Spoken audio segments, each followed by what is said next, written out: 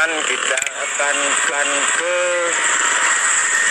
bank dulu untuk menarik uang dari hasil YouTube karena ketemu dengan Bang Budi.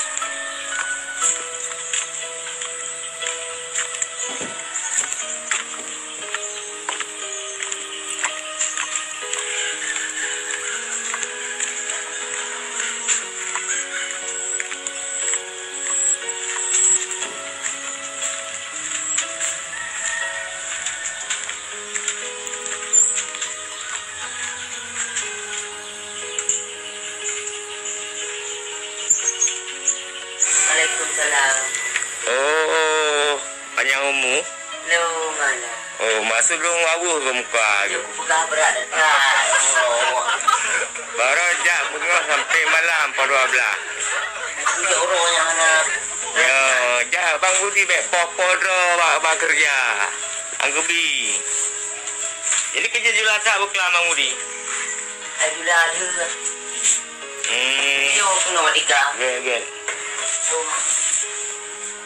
Dia matika tenggelam dia.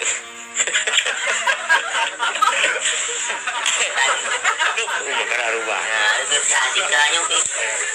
Ini jalan ada duit. Alanya pak. Abla anak dia. Oh, lerah lampu. Baru. Ya minta. Ya minta mana? Oh ya mau dia aku. Gen. Aku pada. Oh ayah, nak kerja ada. Kata, ani yatim ni. Baru awal kuliah. Munya mak macam tu. Dua bagi malam berkaya. Dua bagi malam berkaya. Pada banyak kuliah je. Tahu ah. Itu anak yatim. Maksudnya kak sirat di rumah. Kak adiknya. Itu ilung guna nyau kan. Ajuk terkah ni aku. Nyadokan yatim tadi. Untuk bawa dokan dam. Rumah yo. Di Banjaraman. Ujuk ini aja.